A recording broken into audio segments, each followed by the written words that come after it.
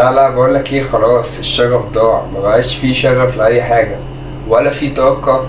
أقولك على حاجة أصلا، الواحد مبقاش زي الأول. يعني الواحد كان الأول مثلا بيفرح وينبسط ويضحك، دلوقتي الواحد مش زي الأول خالص.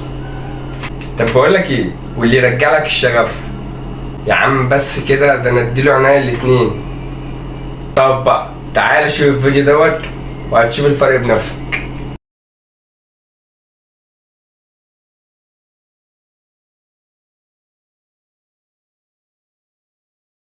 السلام عليكم ورحمة الله وبركاته. ازيكم يا جماعة، عاملين ايه؟ معكم محمد سعد وفيديو جديد. انزل بسرعة اعمل لايك سبسكرايب ويلا بينا نبدأ الفيديو. ولو انت اول مرة تشوفني احب اقولك منور القناة. انا محمد سعد، بنزل 3 فيديوهات كل اسبوع. يوم السبت فيديو عن تطوير الذات، يوم التلات فيديو عن ثانوية عامة بما ان السنة اللي فاتت كنت ثانوية عامة وكده، ويوم الخميس بنزل فيديو تعلم حاجة جديدة في 15 دقيقة بس. فلو عجبك المحتوى انزل اضغط لايك وسبسكرايب، ويشرفني طبعا وجودك في قناتي. يلا بينا نبدأ الفيديو. يعني ايه اصلا شغف؟ ويعني ايه هدف؟ الفيديو مدته قصيرة بس تأثيره على حياتك كبير جدا. خلينا نبدأ بأول حاجة، وهي يعني ايه هدف اصلا؟ هدف يعني حاجة انت نفسك تحققها لسه ما حققتهاش، بس انت عايز تحققها، حطها قدامك كهدف. زي مثلا ممكن تكون نفسك انك في اي سنة دراسية مثلا تذاكر جامد قوي علشان تحقق هدفك انك تخش المكان او الكلية اللي نفسك فيها. تمام، ثانوية عامة.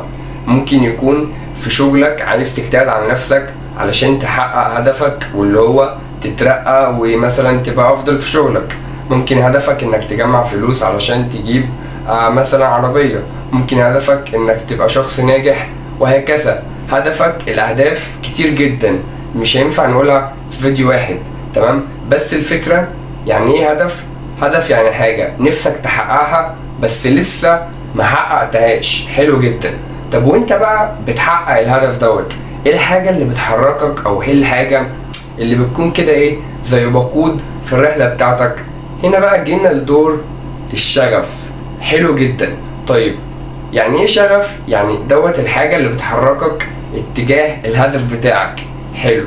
ازاي بقى نقوي الشغف بتاعنا او يكون عندنا شغف بالحوار؟ اول حاجة لازم تفكر نفسك كل شوية بالهدف اللي احنا لسه حاطينه. حلو. طيب تاني حاجة لازم تكون عايز مساعدة من ربنا انه يحقق لك هدفك. بمعنى طبعا قرب من ربنا، ده اساسي، فاهم؟ ده مش ملوش علاقة بقى ولا بهدف ولا بشغف ولا بأي حاجة، ده اساسي كده، حاجة اساسية في الحياة.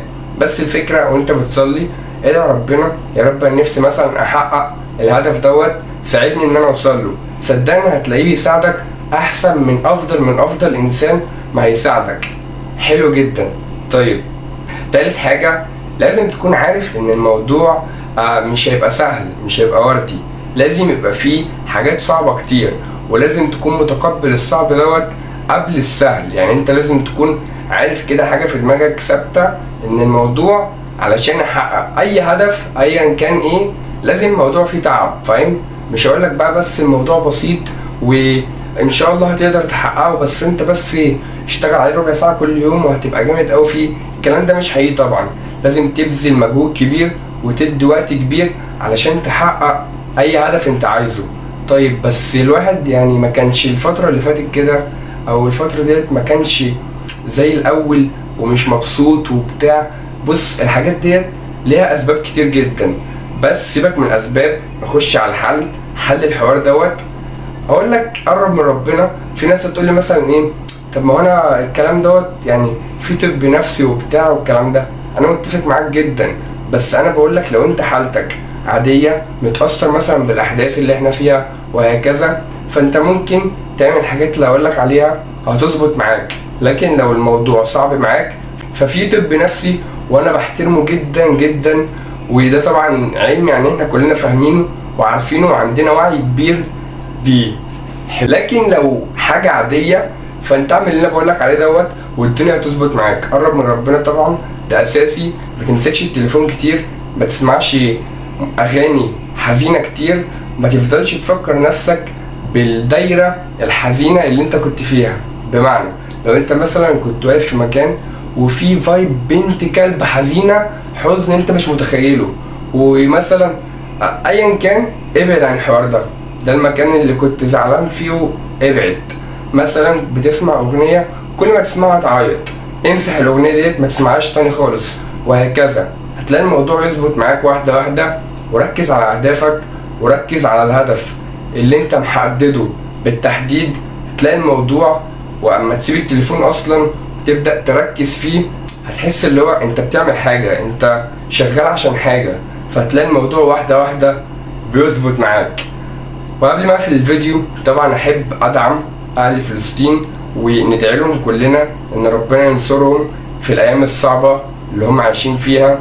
وعلشان تحقق اي هدف في حياتك لازم تعرف ان هو مش سهل، بس في نفس الوقت ناس كتير حققوه فمش صعب.